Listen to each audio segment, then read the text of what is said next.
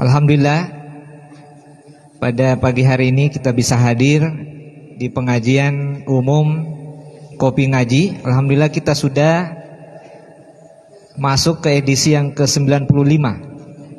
Dan sudah hadir bersama kita Ustadz Dr. Haji Khairuddin Bosori, MSI, yang insyaallah akan menyampaikan pengajian dengan tema bandel dan ngeyel, penyebab dan cara mengatasinya. Baik, sebelum pengajian Kopi Ngaji ini kita mulai, marilah kita buka bersama-sama dengan melafadzkan basmalah. Bismillahirrahmanirrahim. Selanjutnya kepada yang sama-sama kita hormati Ustadz Dr. Haji Khairuddin Bosori, MSI, waktu dan tempat dipersilakan.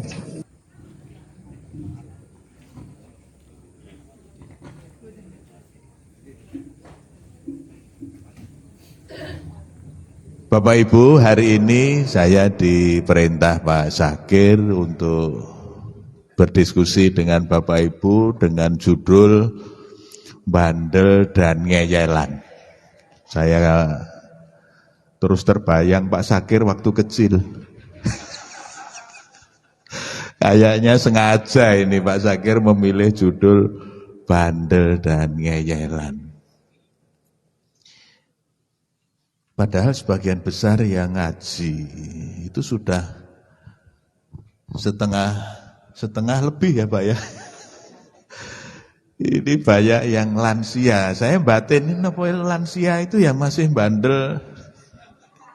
Mungkin kalau bandelnya enggak Bu, tapi kalau ngeyelan kayaknya iya.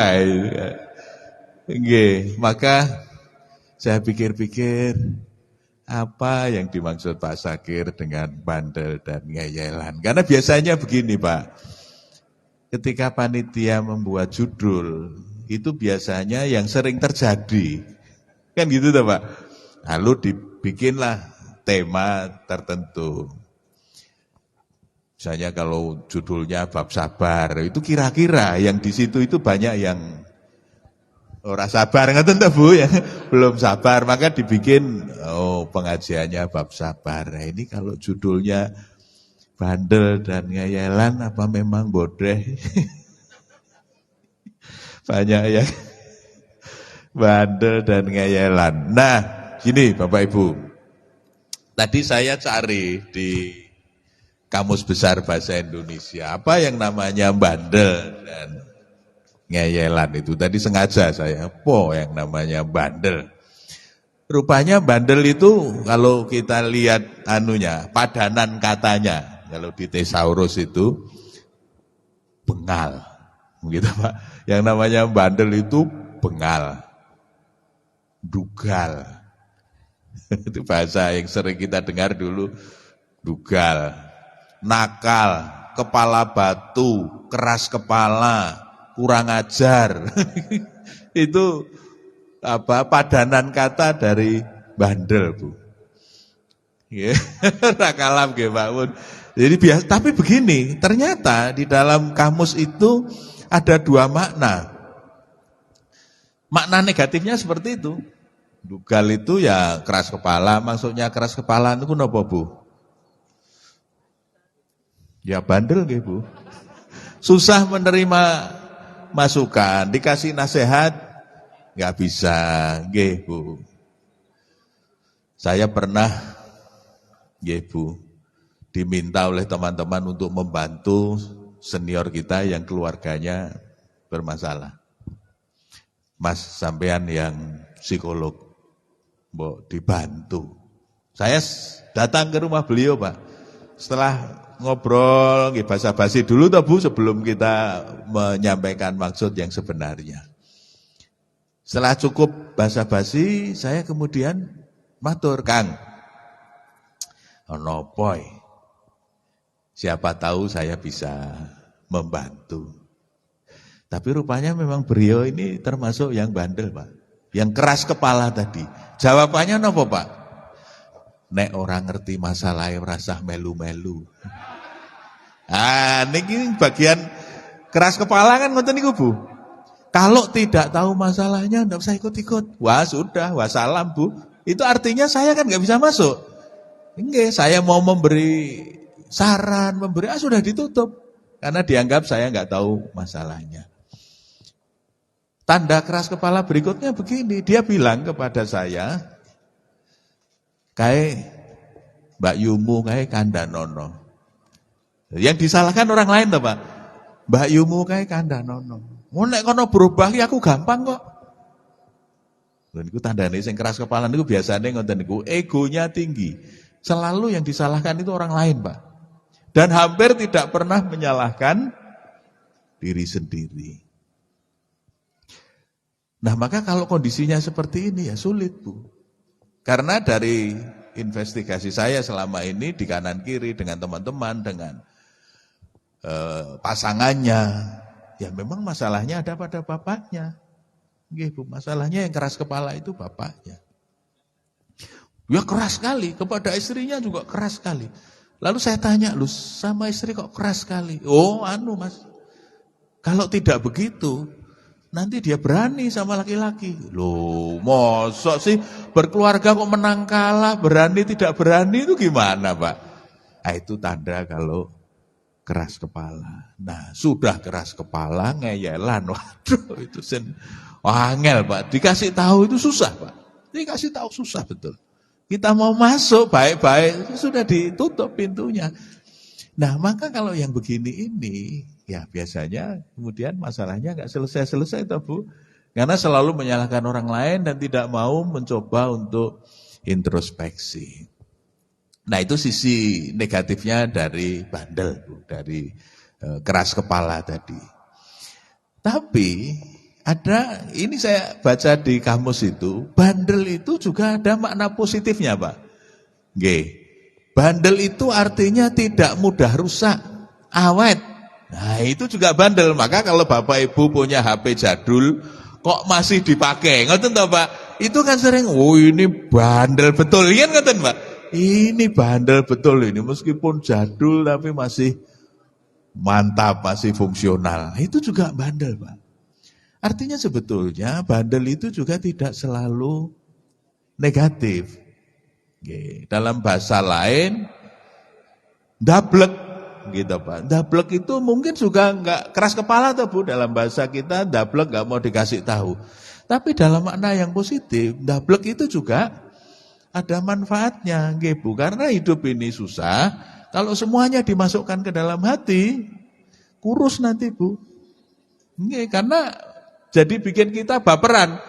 Tapi kalau kita dablek, kalau kita tadi secara mental udah enggak apa-apa, biasa itu awet, Pak. Nah, maka makna yang kedua dari bandel itu di samping tidak mudah rusak, itu juga awet. Nah, di sini ada kata-kata mobil tersebut terkenal memiliki mesin yang bandel. Nah, ngerti enggak, Bu?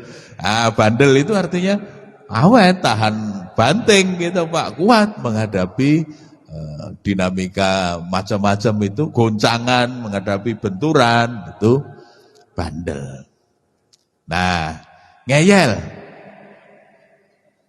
Nah, rupanya kalau dalam bahasa Indonesia, ngeyel itu kata dasarnya eyel, Pak. Nggih, eyel. Saya cari di kamus itu ngeyel, enggak ada.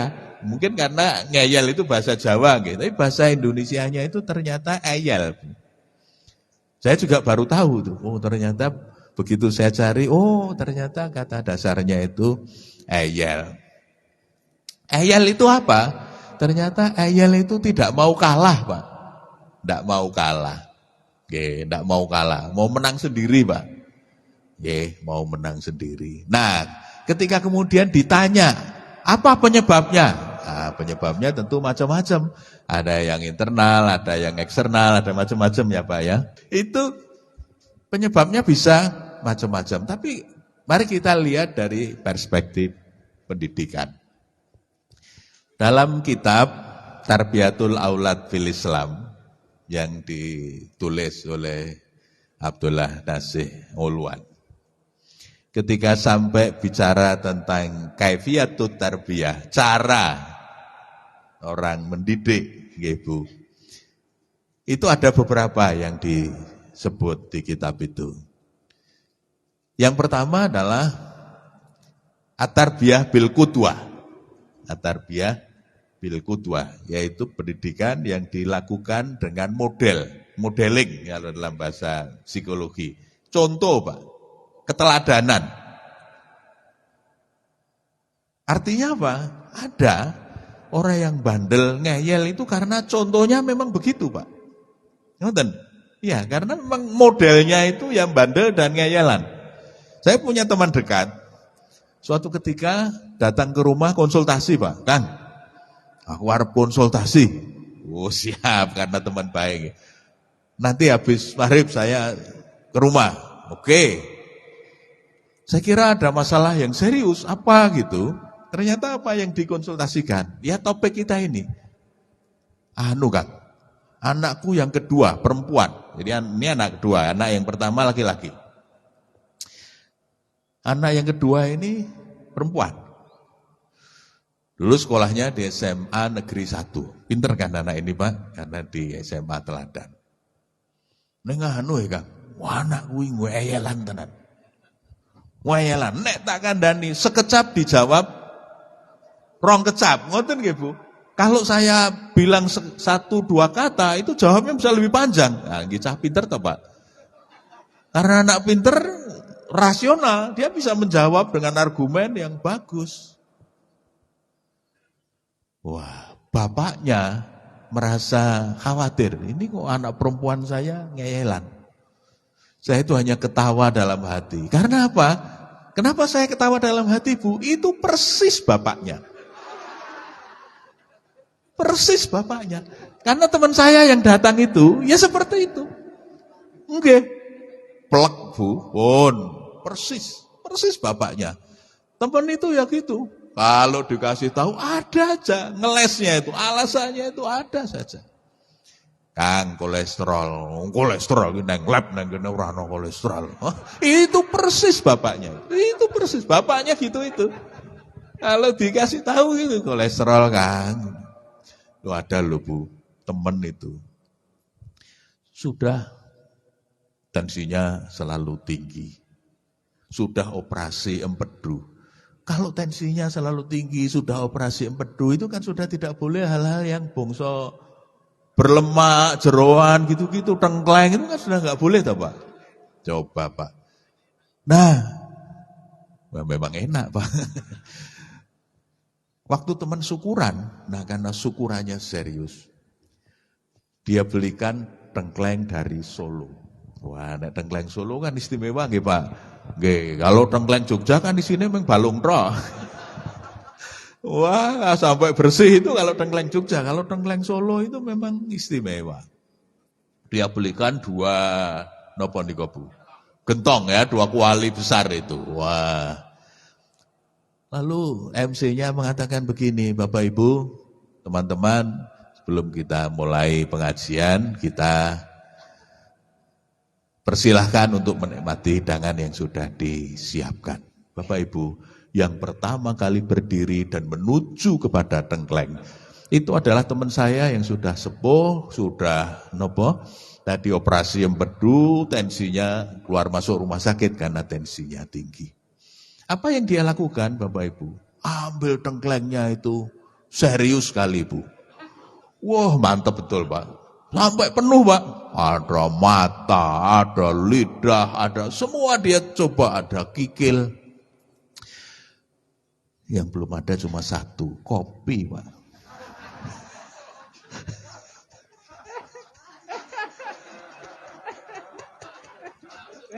Langsung gitu.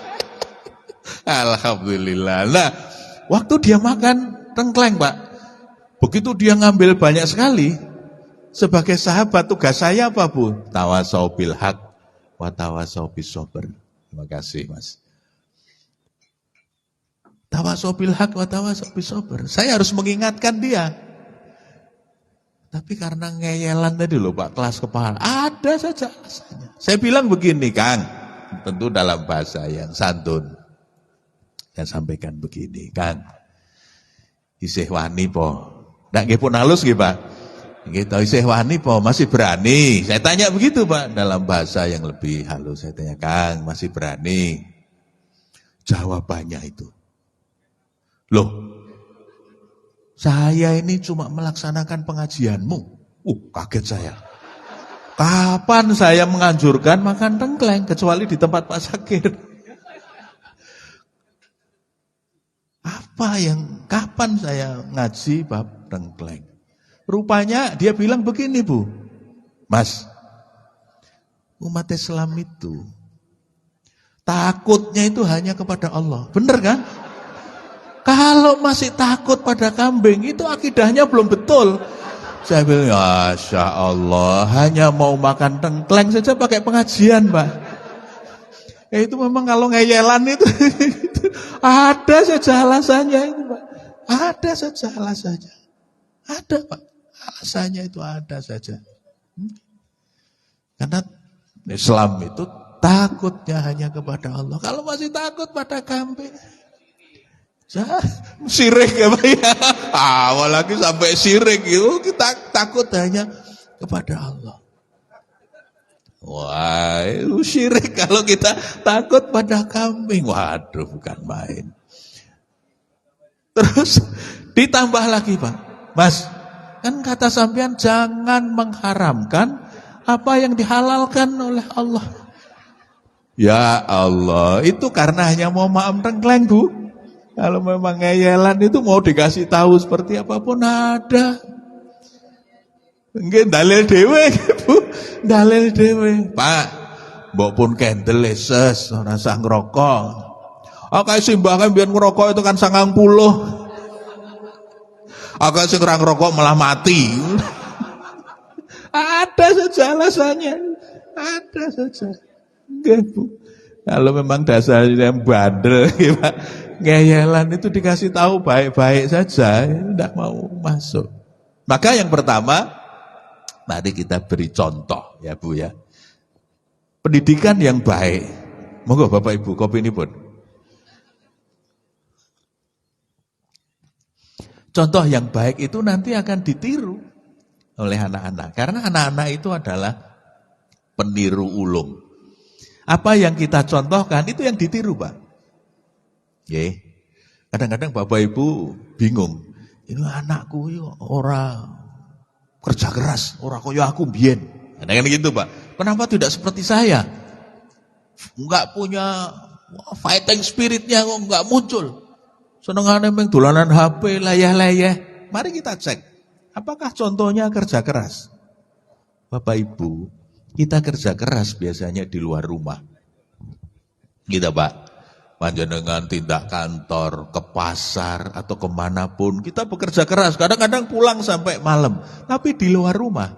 Kalau sudah kondur, apa yang Bapak Ibu lakukan?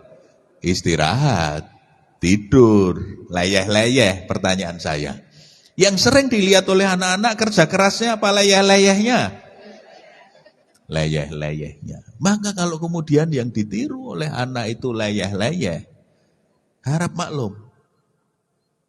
Karena contohnya layah-layah. Ya, malah kadang-kadang ada pesan khusus ya Pak. Kone ono tamu. Rauno ngoten Pak, karena mau istirahat loh malah diajari ngapusi. Karena kita mau istirahat, lalu kalau ada tamu nanti bilang nggak ada atau bilang aduh, ini contoh yang tidak baik, Pak.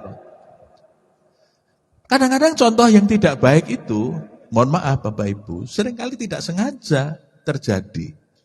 Misalnya, saya ingin ngajari anak saya mandiri. Tentu saya akan bilang, coba kerjakan sendiri dong. Sebisamu, maunya coba lakukan. Itu apa yang saya omongkan, Pak. Pertanyaannya, apakah apa yang saya lakukan seperti itu? Contohnya, belum tentu, Bu. Pernah suatu ketika saya membiasakan kalau anak-anak lagi di rumah, makan bareng. Makan bersama, toh Pak. Kan saran parenting biasanya, usahakan manfaatkan waktu makan bersama anak-anak. Dah makan bersama. Tapi apa yang terjadi pada saat makan bersama? Ibu buatkan minuman, ambilkan nasi, siapkan lauk, diberikan kepada bapak. Ngoten ta, Bu? Sebagai tanda cintaku padamu, kira-kira gitu toh. Ibu melayani sepenuh hati. Ibu melayani bapak, nggak ada yang salah, Pak. Bapak juga menikmati sambil angkleng teklek gitu. Menikmati dilayani. Apa yang dilihat oleh anak, Pak? Ternyata dilayani itu menyenangkan. Gitu, Pak. Ternyata dilayani itu nikmat. Maka lihat saja. Nanti mesti pada saat makan bersama, anak kita itu akan bilang begini, Bu, tolong Bu sendoke. Pak, piringe. Ngerti Pak? Meskipun dengan bahasa minta tolong, tapi kan sebetulnya itu menyuruh. Itu ekspresi ketidakmandirian. Dari mana datangnya ketidakmandirian itu? Lah gitu, Bu, karena bapaknya diladeni. Dan iya, kayak itu yang dilihat. Gitu, Bu. Maka waktu itu saya kemudian introspeksi. Saya bilang sama istri, sesuk nek ono anake, aku tak cukup dhewe. Karena kita ingin memberi contoh mandiri. Nanti kalau ada anaknya, kita ambil sendiri aja. Nggak usah dibuatin. Bahwa nanti kalau berdua mau diladeni, ya nggak apa-apa. Ya, Bu. Karena nggak dilihat. Karena contoh itu penting sekali, Pak. Misalnya di sekolah, ada pelajaran agama, akhlak, bab sabar. Tapi kan muridnya nggak sabar, Bu. Kenapa nggak jadi? Karena mungkin gurunya juga nggak sabar.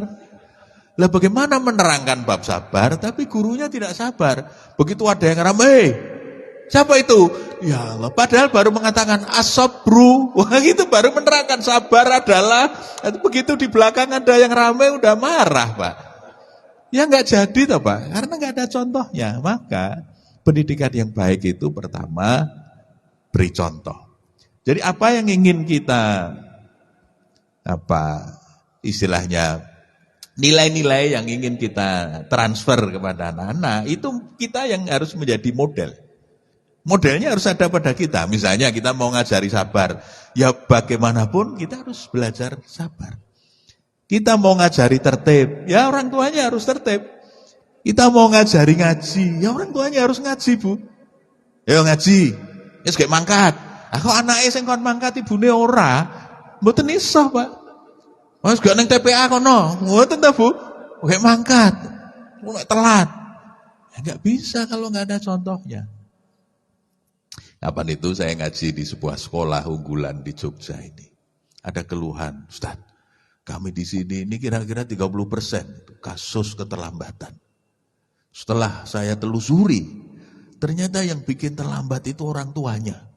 Anaknya sudah siap, orang tuanya yang nganter yang belum siap. Jadi akhirnya datang ke sekolah terlambat. Jadi kadang-kadang ada situasi begitu loh, Bu. Yang bermasalah itu sebetulnya yang tua yang pertama kali itu. Akhirnya kemudian yang nggak bisa dicontoh oleh anaknya. Radulanan HP, wahai sinau. Ngoten ta, Bu? Apa yang dilakukan oleh ibunya ketika mengatakan begitu? Cucu saya itu udah bisa protes, Bu, sekarang. Udah, HP sudah, kata ibunya kan gitu. Udah, HP-nya sudah. Ayo, bobo atau belajar. Tapi habis itu kan ibunya buka HP. Jawab WA, gitu tak, Bu? Enggak. Apa kata cucu? Aneh kok orang tua itu, Kong. Apa, Dek? Nah itu anaknya enggak boleh pegang HP, ibunya malah. Anak sekarang kan bisa gitu tak, Bu? Protes. Iya, protes karena perlakuan yang tidak sama. Gitu, Bu. Perlakuan yang tidak sama. Saya masih ingat pengalaman waktu kecil. Kebetulan kakek saya itu penjahit. Ya, jual kain di toko sambil menerima orderan jahit. Kalau penjahit itu kan biasanya kuku jempolnya itu kayak kuku Ponconoko. Dipanjangkan karena untuk garis nggih Pak, meluruskan itu supaya kalau mau motong itu nggih neko segala macam itu bisa digaris pakai kuku. Sementara kami di sekolah kan harus potong kuku. Saya masih ingat itu protes sama si Mbah. Saya bilang, Mbah, potong kuku. Nah, si Mbah saya juga rasional. Iki tigo nyambut gawe le. Karena memang dia untuk motong itu kan harus digaris pakai kuku. Waktu itu saya ingat persis, saya nggak terima Bu. Dengan jawaban itu, padahal jawabannya betul untuk kasus Simbah, karena itu buat kerja. Tapi bagi anak nggak bisa, nggak terima Pak. Dia maunya apa Bu? Kalau saya harus potong kuku, Simbah juga potong kuku, kan gitu tak Bu. Kalau anak nggak boleh pegang HP, ibu juga tidak pegang HP, mestinya begitu. Nah maka yang pertama at-tarbiyah bil qudwah. Pendidikan itu harus dengan contoh. Maka kalau pengen anak ndak bandel, anak nggak ngeyelan, itu ya contohnya harus begitu Pak. Jangan contohnya bandel sama ngeyelan. Lah nonton contohnya Pak. Nah pun pripun harap tidak terjadi karena contohnya begitu. Ya mangke mana sapa toh? Oh, pantes. Ala orang akan bilang begitu, Pak, karena memang modelnya seperti itu. Satu itu. Yang kedua, at-tarbiyah bil adah, yaitu pendidikan dengan habituasi. Membiasakan, Pak, dengan kebiasaan. Membiasakan yang benar. Tapi kalau wis kawan bayi, wah. Memang dalam pendidikan itu faktornya ada dua yang pokok Pak. Faktor dasar dan faktor ajar. Waktu kita kecil, faktor yang lebih dominan itu adalah faktor dasar. Maksudnya faktor dasar itu faktor hereditas. Faktor yang dibawa dari kawan bayi tadi itu Pak, dari orang tua, dari itu pasti ada. Secara genetik kita itu punya warisan sifat-sifat dari orang tua, itu memang begitu, hukumnya memang begitu. Ada hal-hal yang kita bawa dari orang tua. Pernah saya ke Medan, Pak. Ada tetangga yang pindah ke Medan. Udah lama enggak ketemu karena beliau udah ikut suaminya kerja di Medan. Dua-duanya tetangga sebetulnya. Nah, pas saya tugas di Medan, mampir ke beliau itu. Di Jalan Amalion di Kota Medan. Saya masuk, ketok pintu, salam. Wah udahlah kita cerita karena teman kakak senior saya, teman waktu kecil. Wah kita cerita panjang lebar, saya juga cerita. Waktu saya cerita, dia itu bengong aja Pak, lihat saya. Penasaran. Saya tanya, apa ya Mbak? Mau mandang saya seperti bengong. Ora Mas, aku dadi kelingan bapakmu. Jadi rupanya cara saya bicara, cara gerak apa yang saya ekspresikan, itu katanya mirip dengan bapak saya Pak.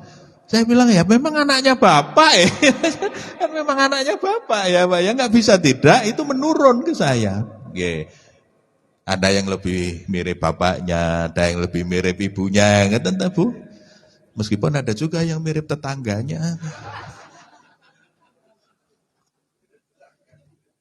Ya, ada yang mirip, ini yang diturunkan dari atas, itu namanya faktor dasar. Tetapi orang itu kan di samping faktor dasar, orang tidak bisa berpegang kepada kawan bayi.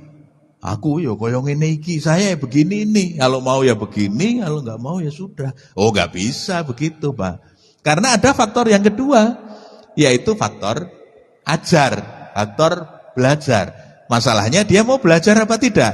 Itulah sebabnya ketika orang itu usianya bertambah, remaja, dewasa, bahkan sampai sepuh, faktor yang lebih dominan itu adalah faktor ajar.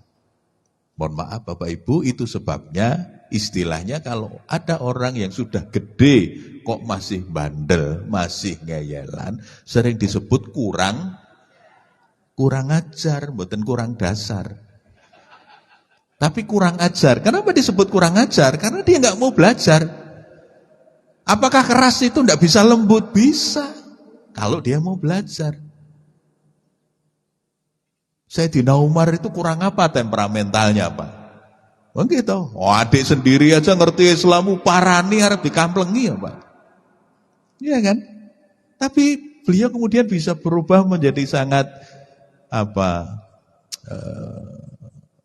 halus. Itu kan pernah Umar itu ketawa sendiri, senyum sendiri ketika ditanya, "Ada apa?"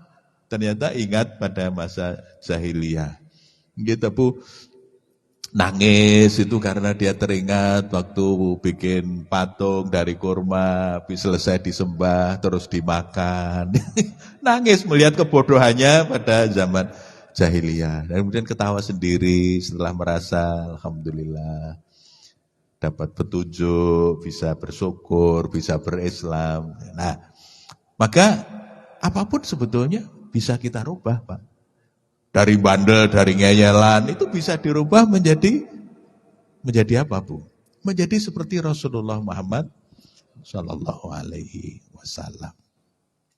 Dengan membiasakan diri, itu yang disebut at-tarbiyah bil adah.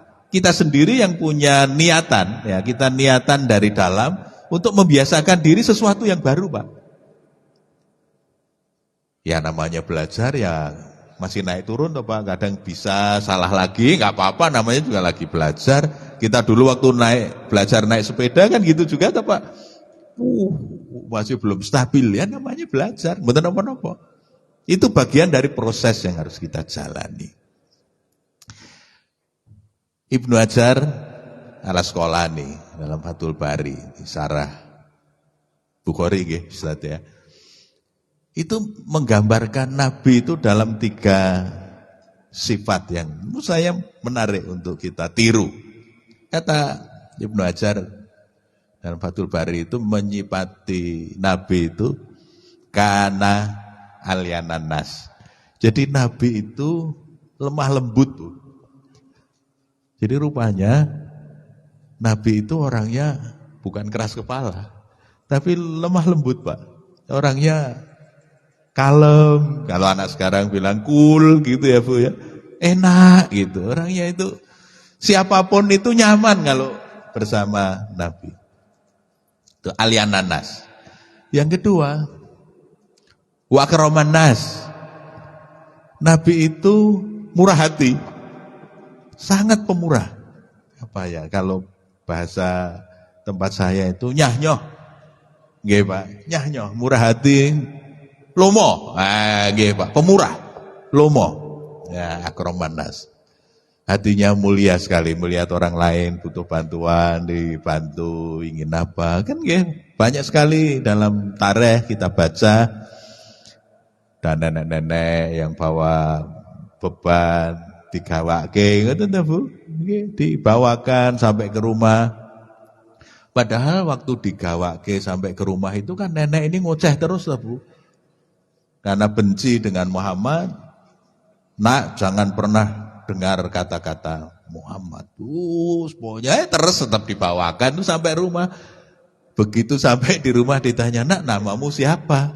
Muhammad. Ternyata sing dirasani ini kan ternyata yang membantu tadi itu karena memang berhati mulia. Ya meskipun dikata-katain ya tetap saja dibantu.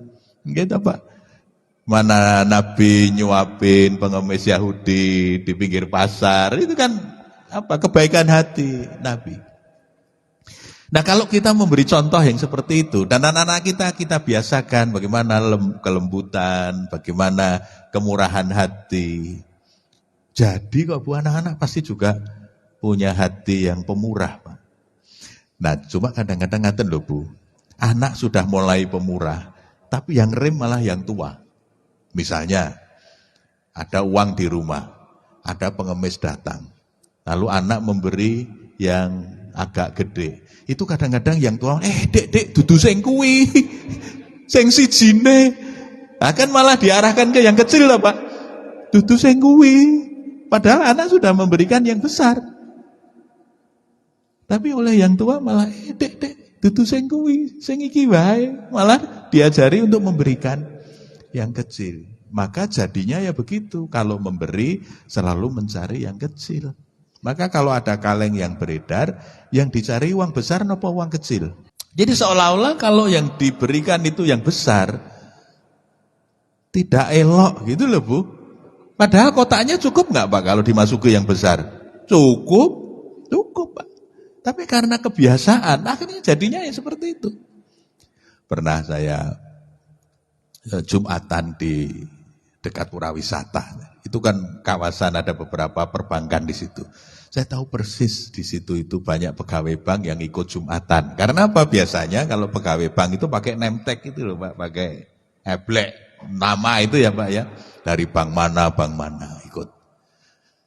Begitu kalengnya beredar, semua sakunya dirogoi Bu, dompetnya dibuka, tapi kemudian dimasukkan lagi, kalengnya didorong. Saya itu hanya mbaten kayak mesti golek duit cilik. Karena pegawai bank dicari uang kecil nggak ada Bu, gitu Bu, nggak ada. Ketika nggak ada, kalengnya didorong lagi. Pertanyaannya, kenapa dia tidak mengambil satu, memasukkan yang besar?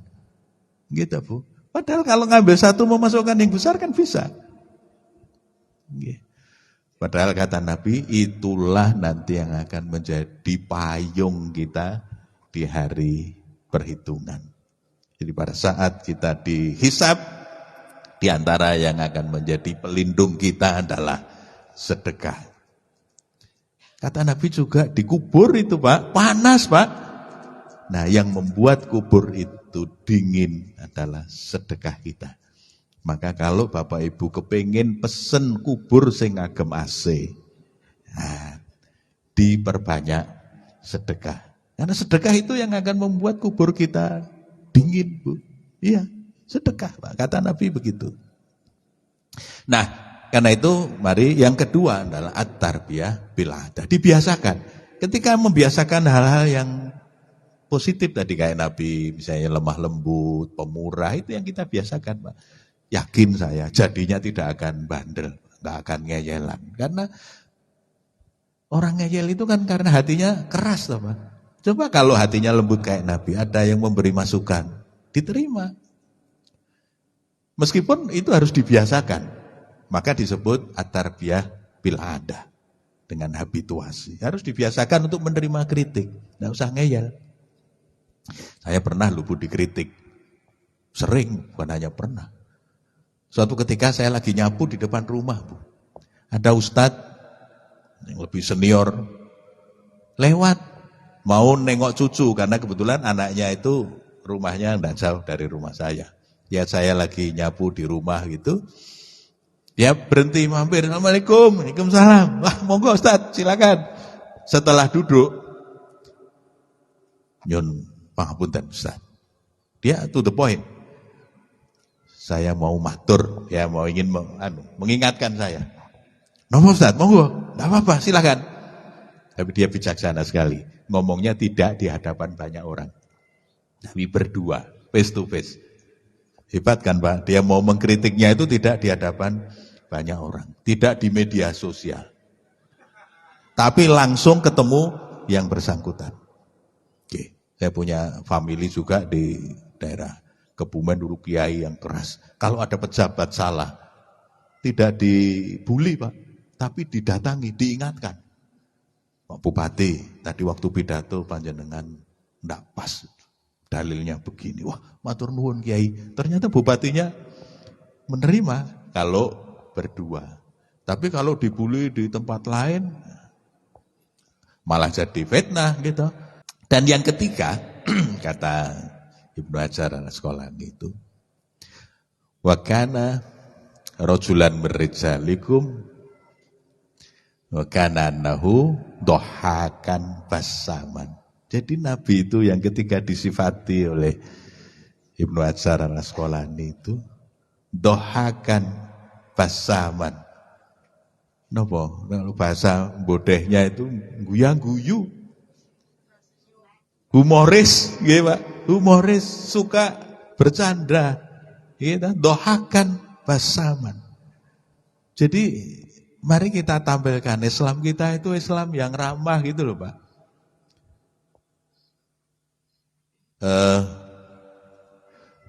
Pernah suatu ketika ada istilah yang bagus juga, tapi saya kira menarik juga. Ada utusan dari Perdana Menteri Inggris yang untuk komunitas Muslim, dulu namanya Karim Siddiqui. Di suatu ketika saya sedang dengan teman-teman ada acara di Inggris itu, beliau diundang ke Indonesia, Pak. Lalu karena kami masih ada di sana, begitu pulang dari Indonesia dipertemukan dengan kami. Saya masih ingat tuh, saya tanya bagaimana kesan-kesan Ustadz mengenai Islam di Indonesia.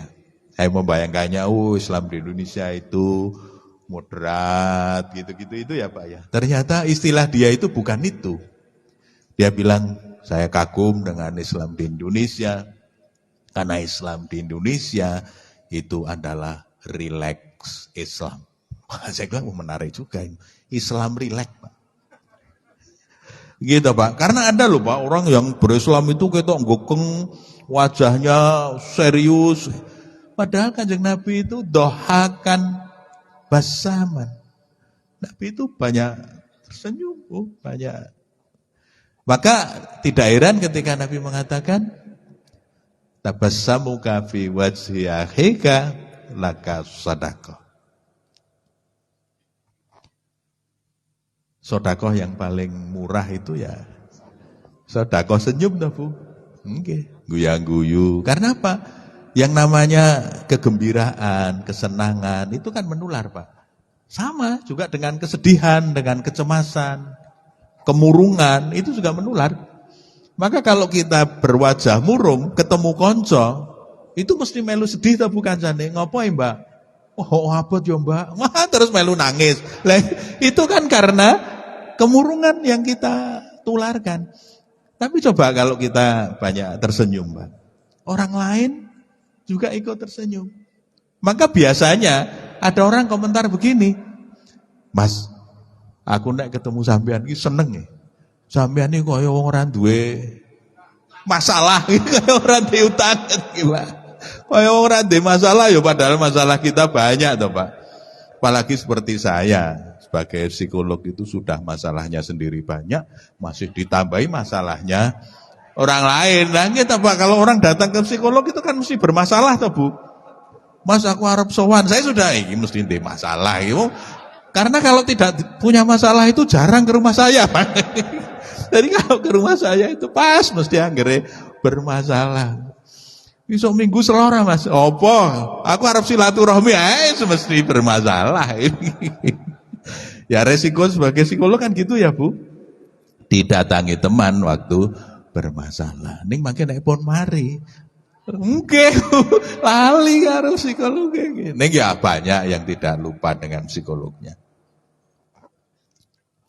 Ya, jadi yang kedua tarbiyah bila ada dengan habituasi, dibiasakan. Nah, apa yang nilai-nilai baik yang ingin kita biasakan? Nah, itu yang terus.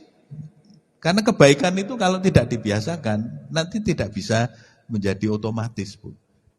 Itulah yang disebut dengan akhlak. Akhlak itu kalau kita sudah bisa melakukan bi ghairi fikrin wala ru'yatin. Sudah tidak lagi dipikir-pikir, Pak. Kenapa melakukan itu? Ya memang begitu saya gitu loh, Pak. Otomatis saja. Ya spontan. Kata dua almarhum Ustadz Yunahar, ciri akhlak itu kalau dia melakukannya dengan spontan. Terus menerus dan spontan. Bapak disebut sabar, itu kalau sabarnya terus menerus dan spontan. Tidak dibuat-buat. Bukan kalau di depan orang kelihatan sabar, nanti kalau dewe nesu, itu namanya belum menjadi akhlaknya, belum menjadi habitnya. Maka mari nilai-nilai yang positif, yang baik itu kita biasakan dalam keluarga. Pertama diberi contoh, yang kedua dijadikan habit, dibiasakan. Ya dikasih contoh dan diajak. Jadi kalau anak-anak ingin diajak jamaah, ya terus saja dibiasakan. Ya masih ingat persis. Almarhum ayah itu selalu ngajak kita. Pertama nyontoni, beliau selalu ke masjid. Yang kedua ngajak, ayo le, wis mancing. Diajak, Pak. Meskipun ya namanya juga anak-anak. Nggih, tapi ora kepanggih. Saya bilang nggih ning ra mangkat, tapi Bapak enggak marah, enggak ngomel mboten, Pak. Nanti asar berangkat lagi, diajak lagi. Misalnya tadi duhur, Bu, asar, beliau tidak masjid lagi. Kita diajak lagi. Ayo, wis asar, nggih, berangkat. Ya, kan gitu. Tapi karena itu dibiasakan, lalu ada kerinduan gitu, Pak. Kapan saya bisa mencontoh ayah rajin ke masjid, misalnya gitu, itu ada kerinduan karena dibiasakan. Saya dulu sekolah dibiasakan oleh almarhum Pak Mawardi, itu yang sangat disiplin, orangnya bersih. Karena setiap hari dibiasakan begitu, maka sekarang ini kalau kita tidak disiplin, itu ada sesuatu, napa nggih Pak, ada merasa bersalah gitu Pak. Maka apa yang nilai-nilai yang kita anggap baik, mari kita biasakan. Terus pelan-pelan dicontoni, diulang-ulang. Nah, itu yang kemudian nanti menjadi habit. Lalu yang ketiga, setelah kita kasih contoh, setelah kita kasih pembiasaan. Nah, yang ketiga, kita kasih nasihat. At-tarbiyah bil mau'idhah. Kasih bin nasihat, dengan nasihat. Nah, kalau yang ketiga ini saya kira kita sudah lancar lah, kita sering memberi nasihat pada anak cucu. Gini. Cuma yang jadi masalah kadang-kadang nasihat kita itu terlalu panjang dan terlalu lebar.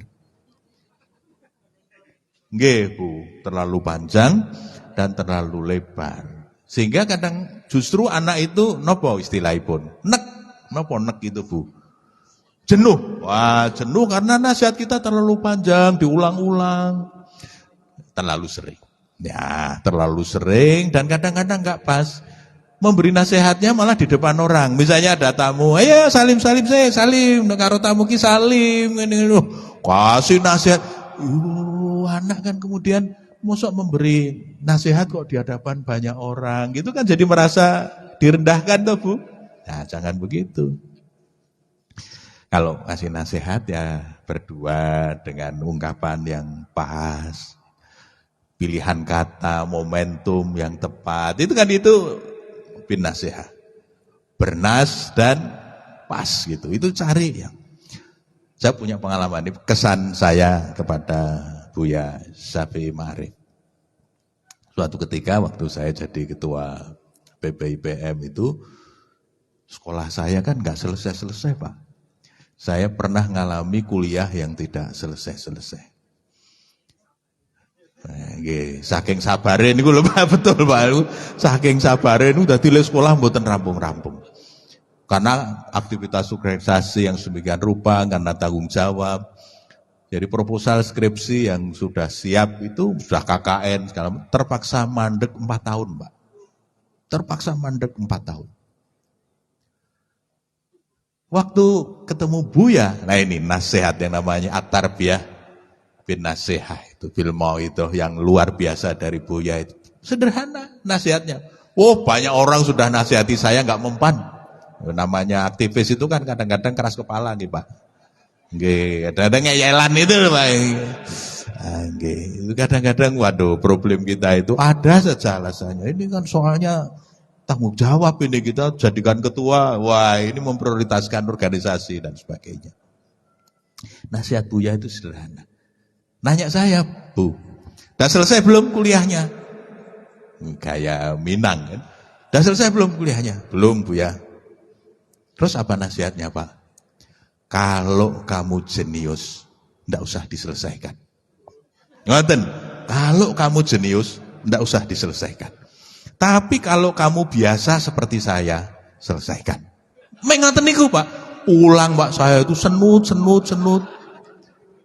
Pertanyaan itu loh, Pak. Itu statementnya sederhana sekali. Kalau kamu jenius, enggak usah selesaikan. Tapi kalau kamu biasa seperti saya, selesaikan.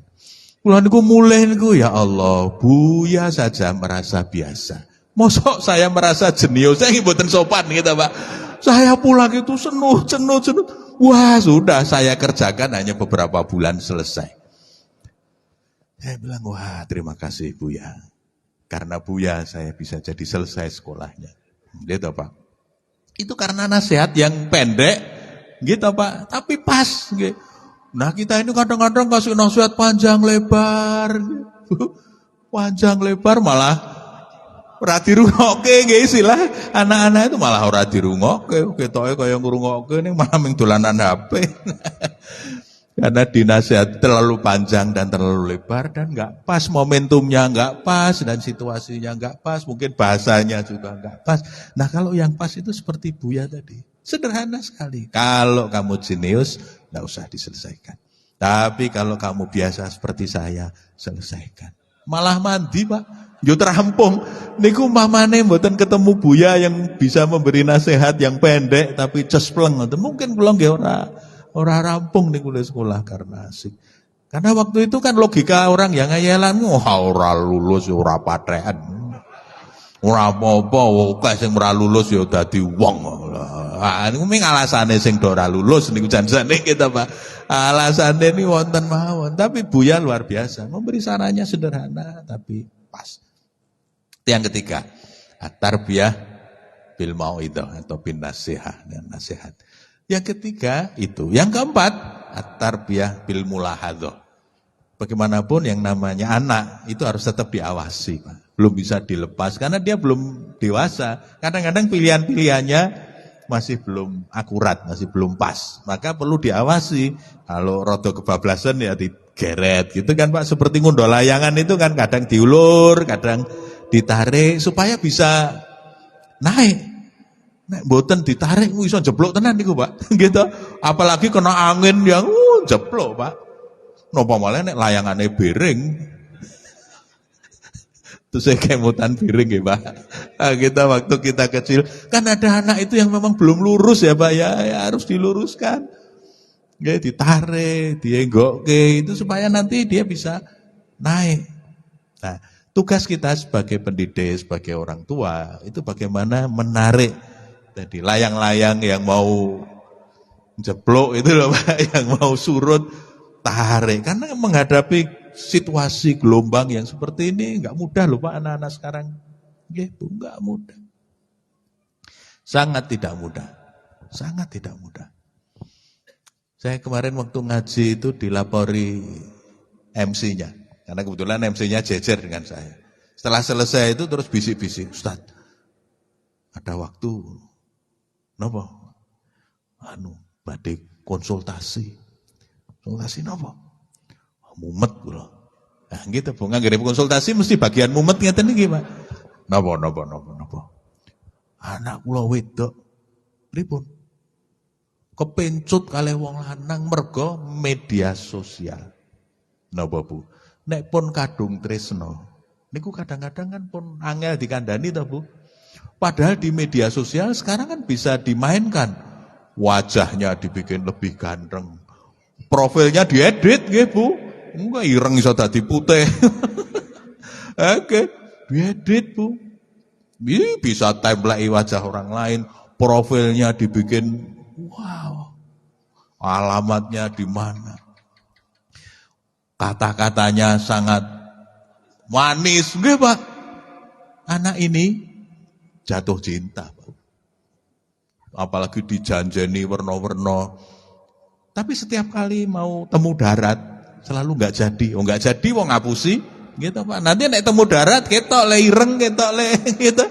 Wah, tidak seperti yang digambar. Nah, setiap kali. Tapi anak ini masih dikasih tahu sulit sekali. Sampai begini, Pak, kepada bapaknya, mari kita cari, Pak. Goleki alamatnya niku Bu, teng Jawa Barat. Digoleki nggih mboten ketemu Pak, wong alamat palsu.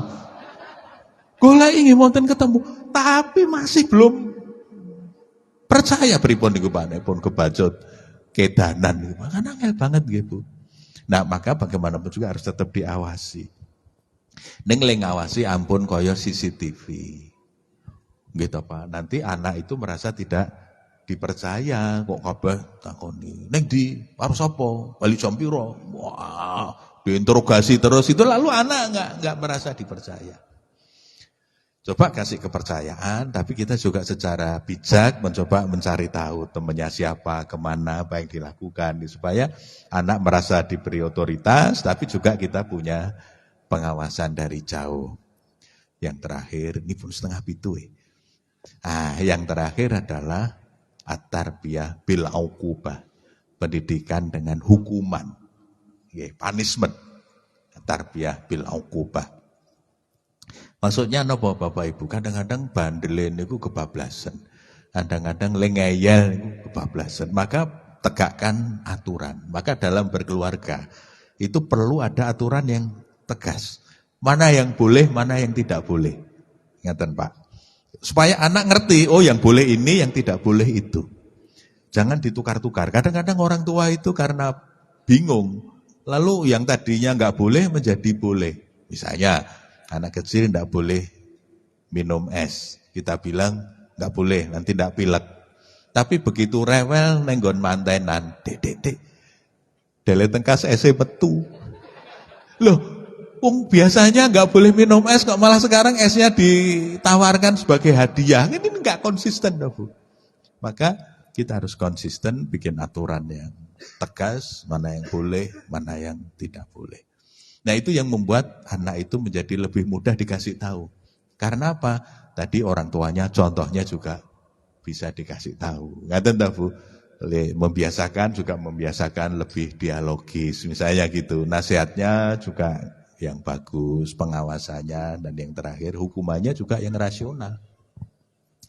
Yang edukatif gitu Pak. Jangan asal karena kita marah lalu hukumannya tidak terukur. Maka sebelum diingatkan saya akhiri dengan Assalamualaikum warahmatullahi wabarakatuh.